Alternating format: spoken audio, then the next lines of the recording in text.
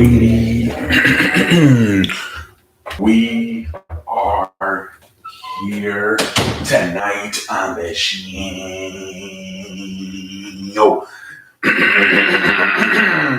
How's everybody doing here tonight, ladies and gentlemen? All right, let's get going here tonight. The fudge is going on here tonight on the show. All right, so coming up today, so basically they're saying that last year, or I guess maybe this year, early in the year, Shane McMahon contacted Hulk Hogan about having a match at WrestleMania, and Hulk Hogan said, "My back is really messed up. I would need more time to get ready."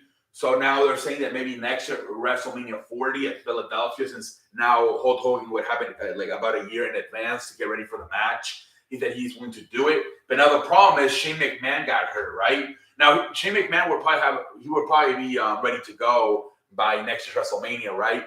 But the thing is that they had agreed to that match that like Shane was going to take all the body slams and Hogan wasn't going to take much, maybe like a few punches and kicks, but not like any like body slams of his back. But now Shane McMahon, you see what happened. Literally, like 3 seconds into the match with the Miz, he tear his leg.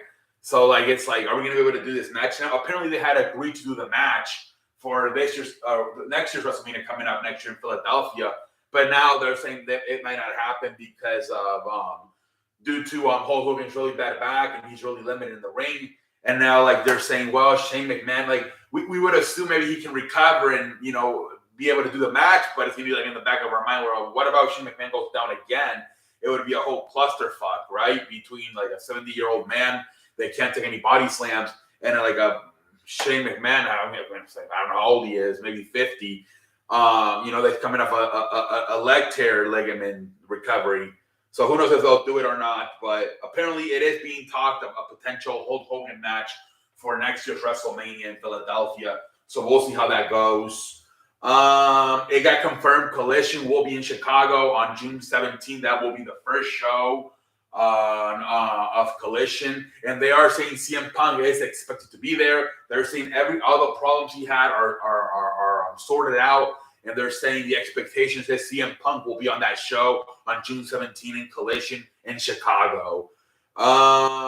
They're saying Mercedes Moné, it is confirmed she has a broken ankle, and she will probably be out until sometime July, August. So this is not too bad. It's a lot better than what happened to Dakota Kai, who's basically going to be out for probably the rest of the year. Where she'll still be back. She's probably going to miss Forbidden Door. There's still a chance she might be able to be there for All In August at Wembley Stadium. That's still a possibility. So we'll see what happens. So look, it's bad news, but it's not the worst news in the world. She will be back in the ring sometime probably this summer. So wish her a speedy recovery to Mercedes Moné, man. And last one is, I'm not sure, I couldn't get anything much out of this, but they're saying WWE could be ready to move Austin Theory on to bigger and better things. I'm assuming that means he's not going to be United States champion anymore. So what I'm thinking it might be possible is that now that Vince McMahon is back, he might give him the Money in the Bank, which, oh my Lord, so that's what I'm starting to think, that, because what else could it be other than that, right? He's not going to win the world champion, like, no way. So that's what I'm starting to think. They might have him half lose to a U.S. champion, and are they going to have him win back-to-back Money in the Bank briefcases? It could be a possibility, because what else is at this point? What else is bigger? It's either the Money in the Bank briefcase or the freaking World Heavyweight Champion, which I doubt it. So Jesus Christ, man! Oh my Lord! All that shit just to have Austin Theory win it again. Holy cow! Anyways, I think we're done with the news, ladies and gentlemen. I believe we are done with the news. Let's do AEW Dynamite here tonight. Dynamite. And I believe it was May 24. 2023. Oh shit! Jesus Christ. All right, ladies and gentlemen, let's go. AEW Dynamite Collision. I keep calling it freaking. Because I'm thinking of Collision because they keep talking about Collision. Anyway, so from Las Vegas, this show it's kind of like it's the go home show. They're already in Las Vegas. They're gonna be there for They did this show at GMG Grand, MSG Grand, whatever the fuck it's called. But they're gonna move over to the T-Mobile Arena for Sundays. This show was good. It wasn't fantastic. Some stuff kind of made me scratch my ass. I don't even have androids. But anyways, it starts off with Orange Cassidy defending his international championship in a match versus Kyle Fletcher. It was a good match. Obviously, at the end, freaking Orange Cassidy wins and he retains. Then we get freaking we get a promo from Ricky Starks talking about the battle royal. That's why I was wondering. They didn't do nothing with the battle royal they're gonna have for the international champion. I maybe thought that maybe they should have either have guys interfere in the match, or maybe after the match have everybody come out and start brawling. I don't know. Maybe give them more of a preview of what's gonna happen this Sunday in the international championship battle royal. But whatever. And then we get what else? We got a video package from Jack Perry, pretty much talking about his match at the Fatal 4-Way match for the AEW World Champion. Then we get FTR on the ring, man. They went off on freaking Jeff Jarrett saying, we're not here to lose our tag team title to any freaking TNA rejects. And then he even called out Dixie Carter. Jesus Christ, it was hilarious. And then Mark Briscoe comes out and he's like, we're friends and everything, but I want to know an explanation for what happened a few weeks ago when you power drive me. And obviously, FTR's like, we got blind, man. We couldn't see. And Mark Briscoe doesn't believe him. FTR wants a handshake, but instead, Mark Briscoe slaps Harwood. He slaps him. And then he leaves the ring, and then as he's leaving,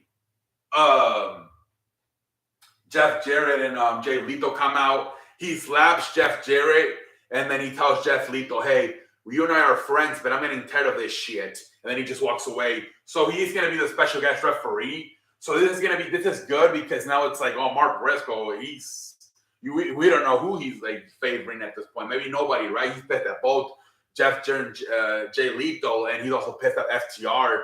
So this was good. This was good stuff for the match for Double or Nothing.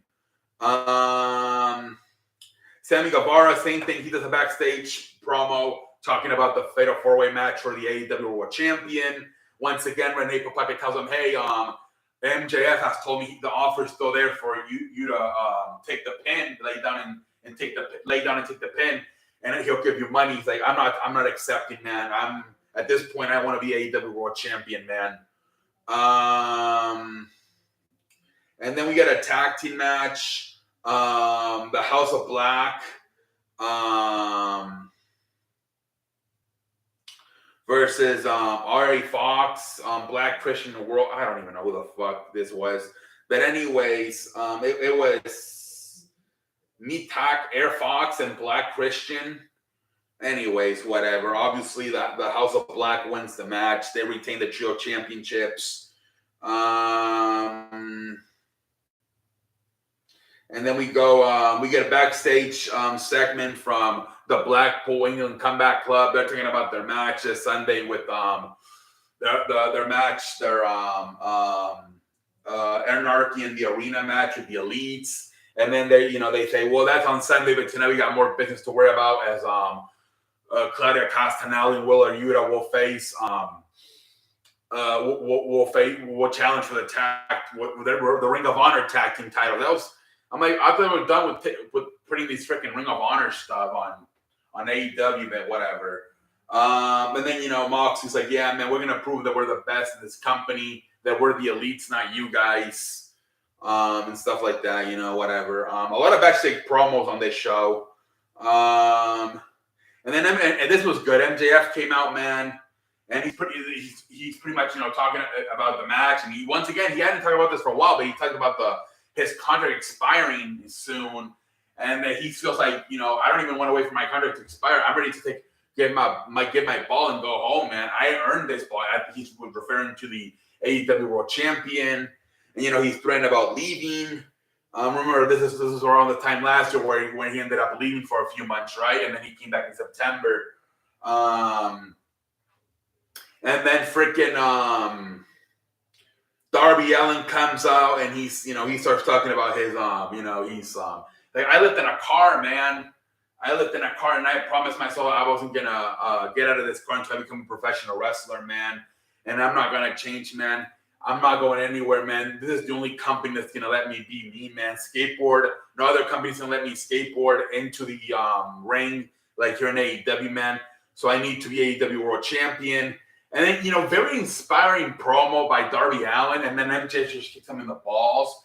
I thought that made him look like a pendejo because he's like doing this fired up, emotional motivation promo, and then MJ just kicks him in the balls. Kind of made Darby made him look like a pendejo, if you ask me. And then Jungle Boy comes out, and Sammy Guevara come out. Jungle Boy, I believe he hits him with like a clothesline, and that's pretty much it. It was good. I'm surprised it was weird because they only gave MJF and Darby Allin like microphone time, right? They had Jungle Boy and Sammy Guevara just do backstage interviews. I thought that was kind of weird. They should maybe let all four get microphone time out in the ring. But whatever. I guess it wasn't fantastic, but it's better than nothing, right? It's better than to just have all four once again just doing backstage. At least this time, at least they had some type of physicality. And like I said, they even had a promo between Darby Allin and MJF, and then a little brawl there at the end. Although not much, pretty much just MJF kicking Darby Allin in the balls, and then Jungle Boy heading MJF with a clothesline. So let's move along here.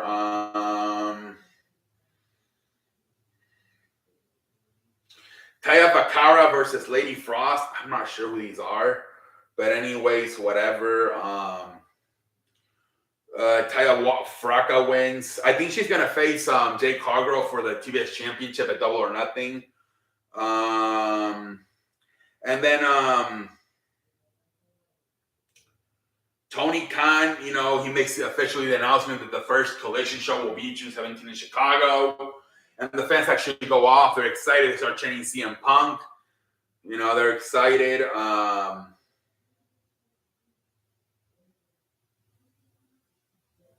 interview from Hangman Page. Pretty much talking about the match this Sunday versus the Black Queen Comeback Club. And then we get, this was good, the contract signing between Chris Jericho and Adam Cole, man.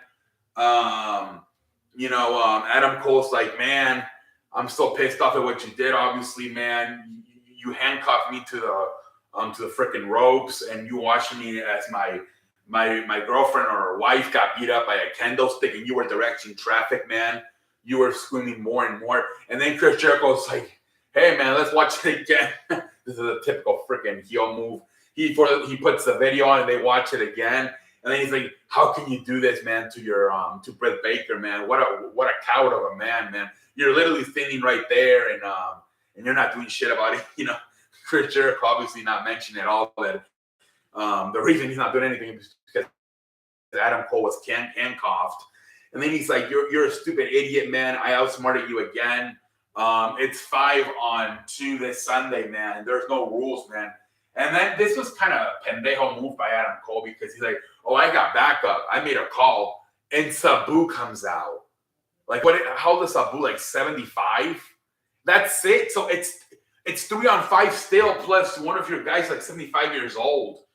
This was bad because, okay, you can have Sabu be on your team, but how about call somebody else, like at least 2 other people, right, to make it 5-on-5? It's 3-on-5 still. Jericho has the advantage. And one of your guys like 75 years old. This was not very good. I don't know if they were just trying to like get a pop from the audience or what. Maybe trying to get, trending on freaking Twitter to get more people to watch AEW. AEW Dynamite Sabu's on AEW. I don't know what this was, but this doesn't make any sense. It's 3-on-5, and it's basically 2.5 men at this point because of how old Sabu is, 75 years old. I don't know about this, man. Then it leads to a match with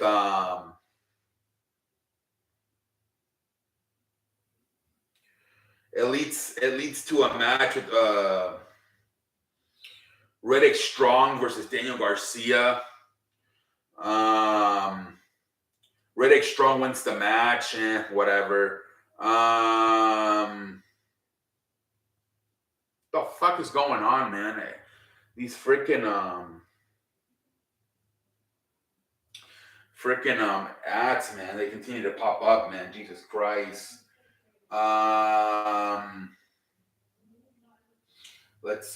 What is going on right now? Jesus Christ, man.